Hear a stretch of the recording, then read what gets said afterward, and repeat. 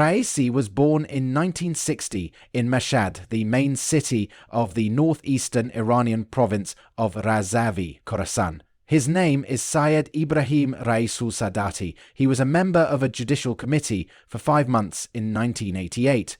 The committee oversaw a series of executions of political prisoners. Because of this role, he became unpopular among the Iranian opposition. The United States imposed sanctions on him, prime ministers. Raisi was a favorite of Iran's first supreme leader, Ayatollah Rouhani. He has held various government positions. Raisi first ran for president in 2017. However, he lost to Iran's president Hassan Rouhani. Rouhani was known as a moderate. Raisi won 62% of the vote in the 2021 presidential election. The year after he took office, there were mass protests across Iran over the killing of Kurdish girl Mahsa Amini by the country's police. The movement was suppressed by Raisi using massive force for several months. The movement surrounding Mahsa Amini's death shook the foundations of the current hardline regime in Iran. Having successfully suppressed the movement, Raisi became more powerful in the ruling circle. He was on his way to the top of power. During Raisi's 3 years as president, Tehran's relations with the Western world and neighboring countries have only worsened. He was heading towards the pinnacle of power, completely ignoring the people of the country. Even his fiercest enemy could not have imagined that his journey would come to an end in this way. Ebrahim Raisi, 63, was killed in a helicopter crash in a remote mountainous area of Iran on May 19 this year. He, who was running towards the peak of Iran's power at rocket speed, suddenly disappeared one day. Whether the crash of Raisi's helicopter was a mere accident or he was the victim of a deep-rooted conspiracy is still unknown. There have been several conspiracy theories surrounding Raisi's death. The next day, Iranian media reported that President Ibrahim Raisi had been killed in a helicopter crash. After the news was published in the media on May 19, the whole world was looking at Iran. The area from where the helicopter disappeared was a remote mountainous area. After several hours of searching, it was discovered that the helicopter carrying Raisi had crashed. The next day, Raisi was confirmed dead. Raisi was in Azerbaijan to inaugurate a dam jointly built by the two countries on the border. Raisi was returning to Tabriz, the capital of Iran's East Azerbaijan province, with a fleet of 3 helicopters.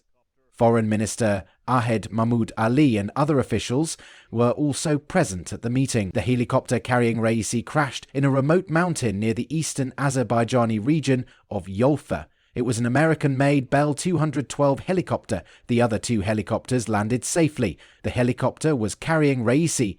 Foreign Minister Abdollahian, East Azerbaijan Governor Malik Rahmati, and Ayatollah Mohammad Ali al-Hashem, the spokesman for Iran's supreme leader in the province. After learning that Mousavi had died in a helicopter crash, his father told Iranian state television he knew his son would not return from the trip. Mehdi Mousavi is the head of Iran's Presidential Guard. He was in charge of Ebrahim Raisi's security and was in the same helicopter with him on May 19. Mehdi Mousavi's father explained why he felt this way in front of the television cameras. He, Mousavi, came to see us the night before that trip. He got out of the car and walked back to us. He spent 20 minutes with us, then leave. After a short drive, he returned and stayed with us for another 10 minutes. Mousavi also kissed the feet of his father and mother during his 3rd farewell, his father said. The boy's behavior was not normal. At the time, I didn't think he would ever come back. I knew we would never see each other again. Mehdi Mousavi was supposed to be accompanied by another Presidential Guard in the helicopter carrying Raisi. The member of the Presidential Guard is Javid Merabol. Initially, it was reported that 9 people were on board the crashed helicopter.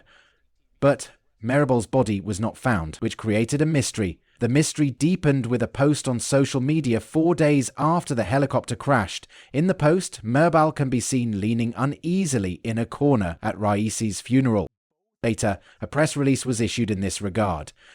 Merabol said that at the last minute his superior, Mehdi Mousavi, asked him not to board the presidential helicopter, but to board one of the other 2 helicopters in the fleet. Raisi's chief of staff, Ghulam Hossein Esmaili, described what happened in the moments before Raisi's helicopter crashed on May 19. He was president at the time. in another helicopter. The pilot of Raisi's helicopter was leading the entire fleet. When the Raisis were returning after the inauguration of the dam, the weather was nice and normal. Ismaili said that 45 minutes into the flight, the pilot of the helicopter carrying Raisi ordered the pilots of the other two helicopters to fly higher. Basically, he wanted to avoid the thick clouds that were nearby. About half a minute later, two more helicopters appeared in the clouds, but Raisi's helicopter was no longer visible. It's written down somewhere in the book, but I don't know what term he said at the time.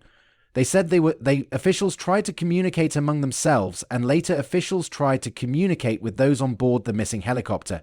The occupants of the other two helicopters eventually managed to contact Mohammed Ali Al-Hashem, who said his helicopter had crashed and he was seriously injured. Ismaili said they were able to contact Al-Hashem once again, but Al-Hashem was eventually found dead.